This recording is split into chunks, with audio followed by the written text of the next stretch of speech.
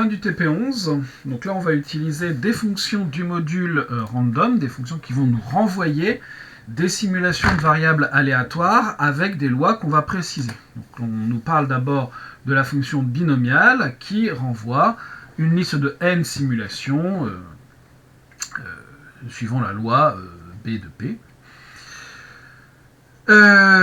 Écrire une fonction Bernoulli qui prend en paramètre un réel P et renvoie 1 en cas de succès, 0 en cas d'échec. Bon, juste pour nous faire découvrir. Bon, il n'y a même pas, il n'y a que cette question-là. Donc def Bernoulli de P.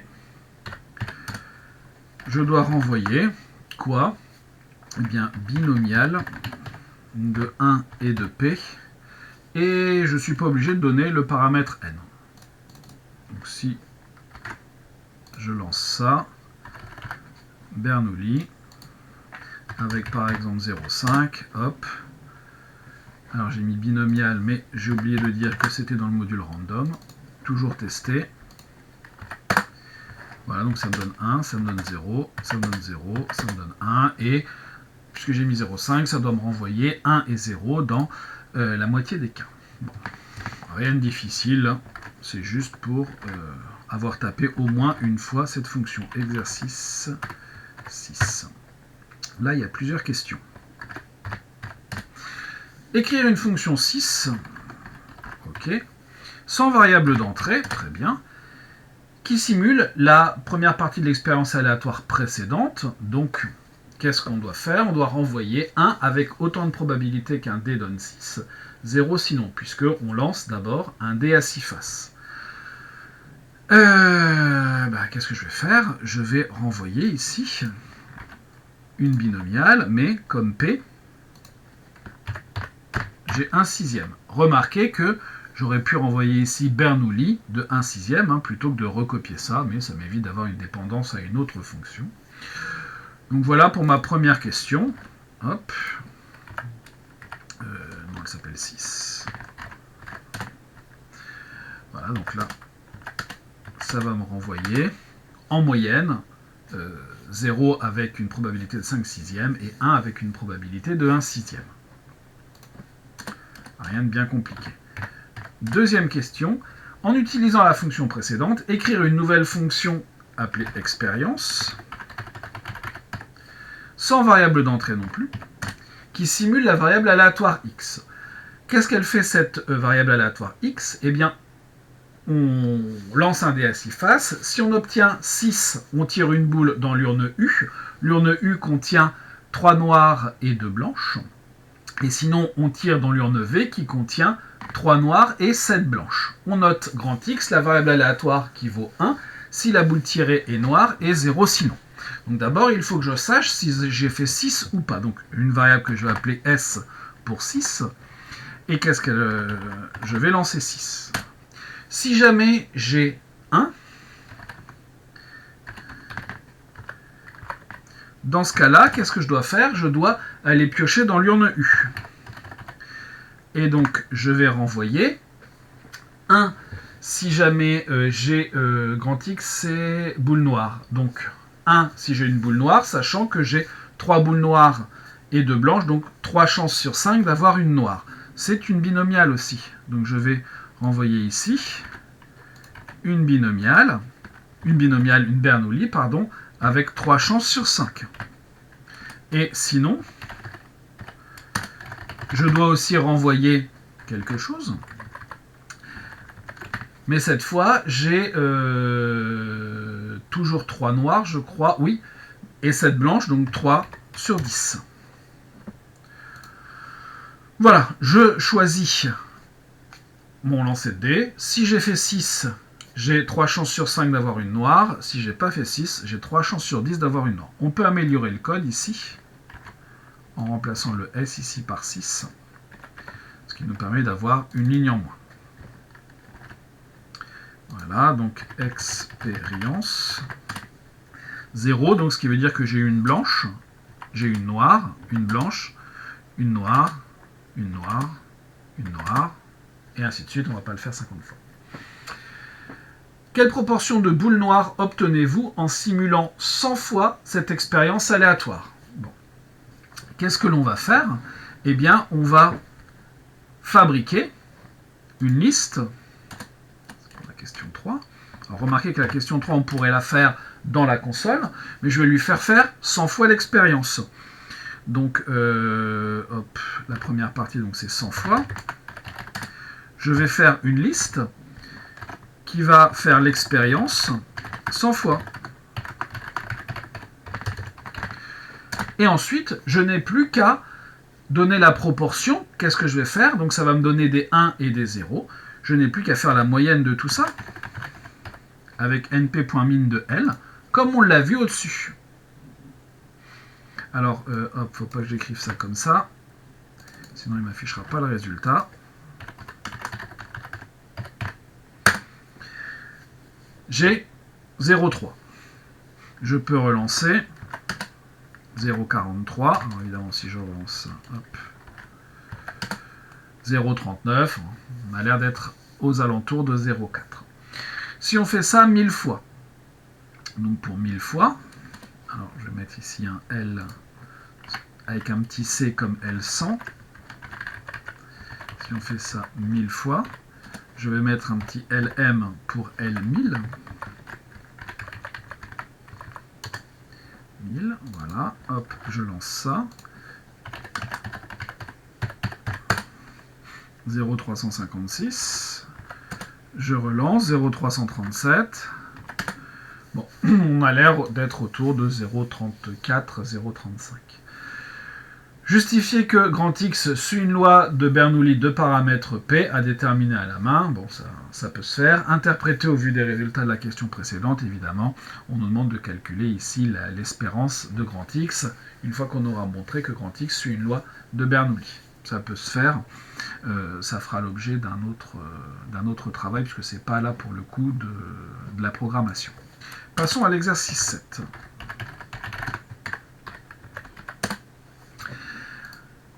Cette fois, c'est la loi géométrique. Écrire une fonction premier 6. Ok. Ça sera mieux comme ça. Sans variable d'entrée, qui simule la variable aléatoire x. Qu'est-ce qu'elle fait la variable aléatoire x? X est égal au rang d'apparition du premier succès. C'est la loi géométrique.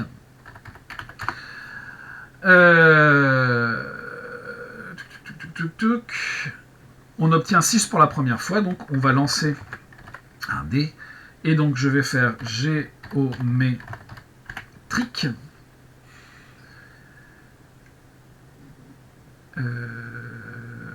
Voilà, P, 1 sixième. Et ça va me dire au bout de combien de fois. Alors, même chose, c'est dans le module random, il ne faut pas l'oublier.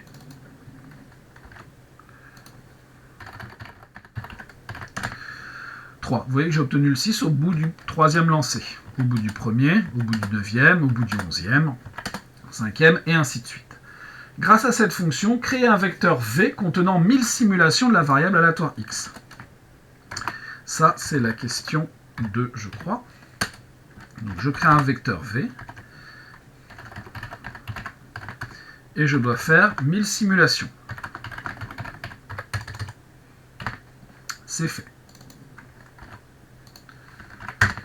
Voilà, j'ai 1000 simulations. En déduire une valeur approchée de l'espérance, je vais calculer la moyenne qui me donnera une valeur approchée de l'espérance.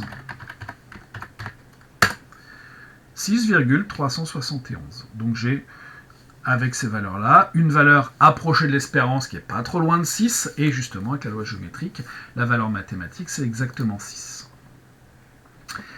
Exercice 8.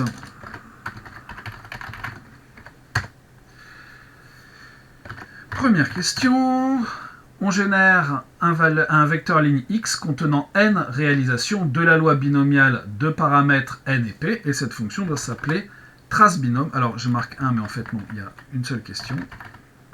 Trace binôme de variables d'entrée grand N, petit n et p, et qui doit d'abord générer un vecteur ligne x contenant n réalisations de la loi binomiale de paramètres n et p.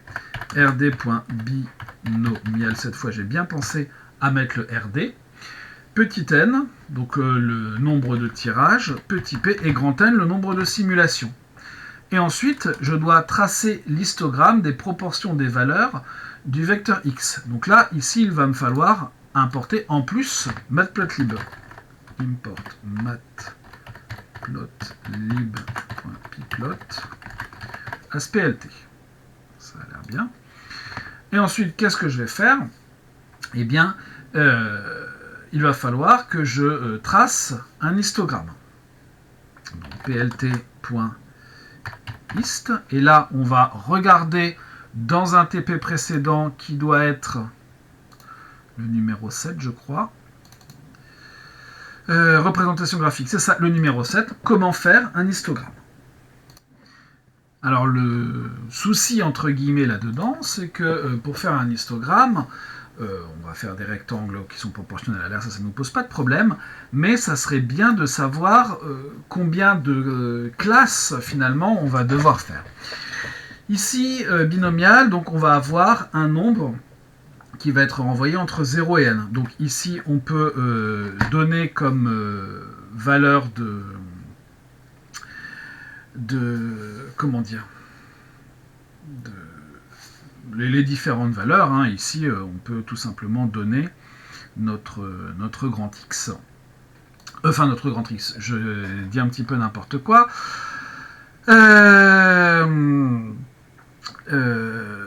Donc, hist va avoir besoin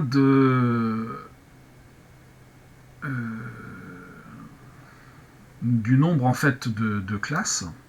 Donc ici, je vais donner mon grand X, et comme je vais de 0 à n, je peux dire que je veux n valeurs. Ensuite, un plt.show. Ça devrait marcher. Alors, trace binôme. On va faire 1000 valeurs. On va faire 100 pour commencer. Avec petit p. Non, pardon. Oui, donc, grand N, c'est le nombre de valeurs. Petit p, ça va être la probabilité du succès. On va mettre 1/6, comme pour un dé. Non, c'est petit n d'abord. Donc, petit n, on va faire 10 essais. Et avec 1/6 de chance à chaque fois. Voilà. Donc, ce qui nous donne ces rectangles qui sont là. Alors, petit n, j'ai mis 10. C'est le nombre de succès.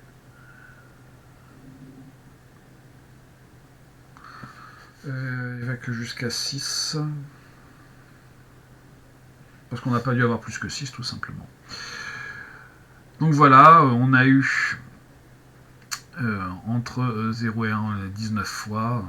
Voilà les proportions. Alors, ce n'est pas les proportions ici très exactement, même si ça revient à ça, en fait. Hein. Il a fait un diagramme en barre, en fait, plus qu'un histogramme, qui nous donne ces différentes valeurs. Et ici, il faut imaginer que c'est découpé en deux, on va le relancer. Alors, je dis tout ça, je commente un histogramme que vous n'avez pas vu. Hop. Vous allez mieux le voir comme ça. Alors, comme il ne me le met pas... tac, tac.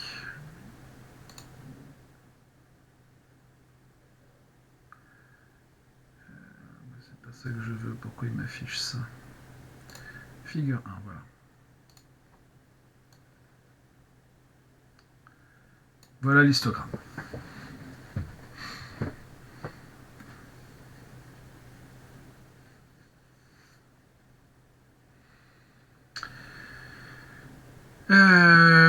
Donc voilà, l'histogramme, c'est pas tout à fait des proportions, même si ça revient à ça, hein, puisqu'il a compté ici tout simplement le nombre de valeurs. Et donc vous voyez qu'entre 0, 5 et 1, il n'y en a pas. Entre 1, 5 et 2, il n'y en a pas. Et ici, au maximum, il a eu 5 comme valeur. Il n'est pas allé au-delà. On peut lancer avec davantage. Hein, ici, hop, au lieu de faire 100 lancers, enfin 100 séries de 10 lancers, on va faire 1000 séries de 10 lancers. Et vous voyez qu'on est allé jusqu'à 6, avec une toute petite valeur ici. Voilà pour cet exercice 8. L'exercice 9. Exercice 9.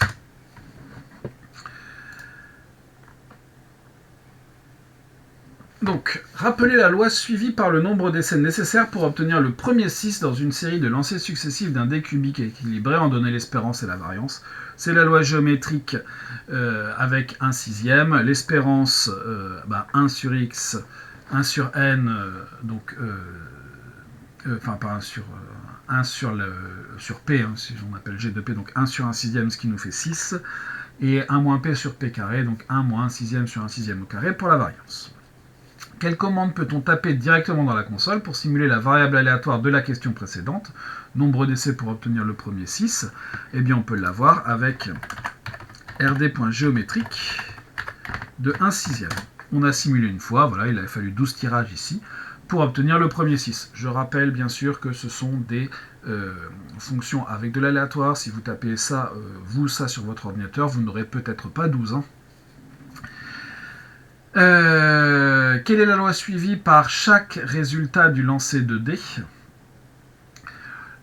Chaque lancer de dés suit une loi uniforme en fait, qui nous donne un résultat de 1 à 6. En déduire l'écriture d'une fonction loi qui renvoie un vecteur x contenant les résultats de lancer successifs d'un dé cubique à 6 faces jusqu'à l'obtention d'un 6. Bon. Qu'est-ce qu'on va devoir faire ici? Eh bien, une fonction qui va s'appeler... Alors, c'est la question 3. Loi. Qu'est-ce qu'elle va faire, cette fonction? Donc, j'ai d'abord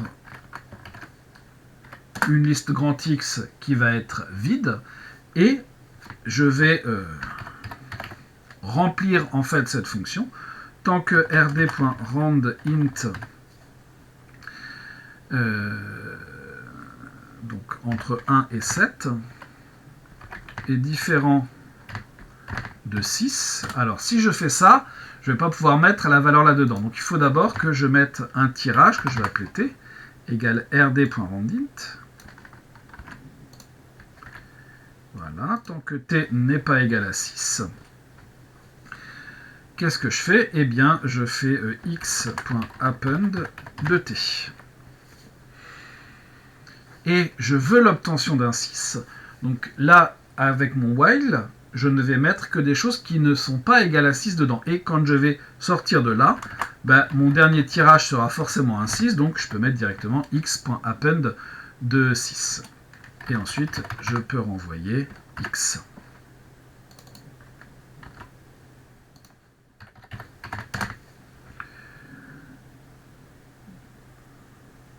Alors, j'ai oublié quelque chose d'important dans l'histoire.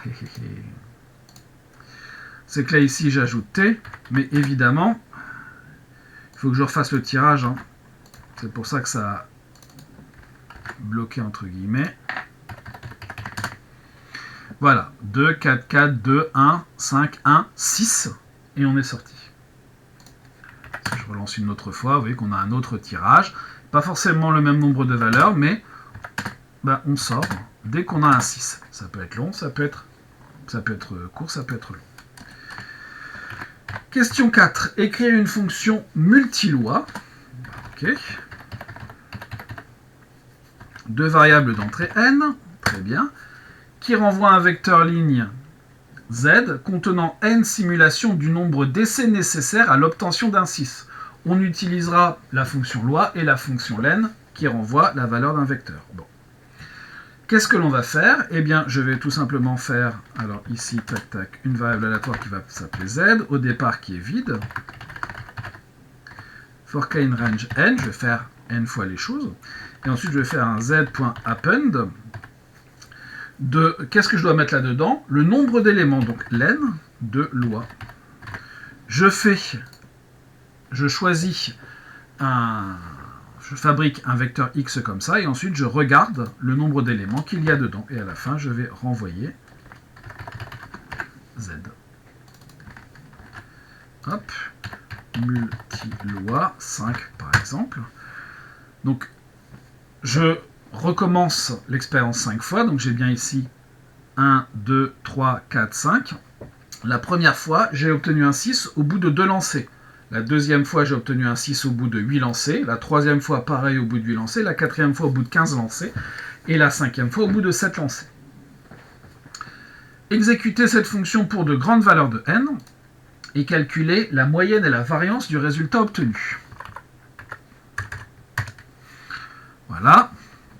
La moyenne, ben, si on est un petit peu observateur, avec ce qu'on a fait précédemment, eh bien on peut s'en sortir. Donc par exemple, si j'appelle ça grand A égale multiloi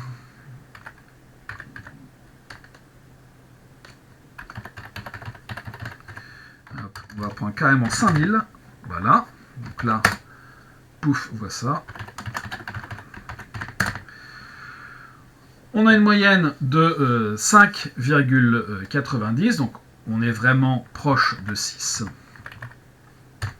Je rajoute encore. Oui, hop. Donc là, oui, on est vraiment très proche de 6. Comment faire pour avoir la variance, en fait, hein? Qu'est-ce que c'est que la variance? La variance, c'est la moyenne des carrés. Donc je pourrais très bien faire la moyenne de A au carré. Si je mets par exemple A au carré, oui. Donc ici, on va faire, je vais calculer la liste avec les carrés. B est égal à A de K au carré, for K in range de len de A. Alors, raneg, ça marche pas. Voilà, donc là, j'ai la liste des carrés. Je regarde la moyenne des carrés. Et à ça, il faut que je retire la moyenne au carré.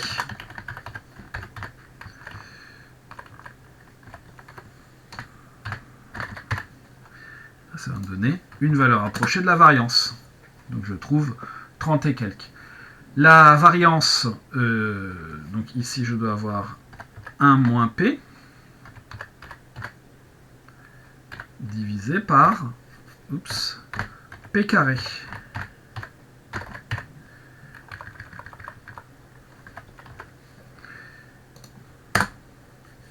30 piles. Vous voyez qu'on est à 30,047. Ici, donc on est proche des valeurs et c'est logique puisqu'on a simulé la même chose. Alors, on va s'arrêter là pour cette vidéo. Il y a les exercices 10 et 11 que je ferai dans une vidéo à part.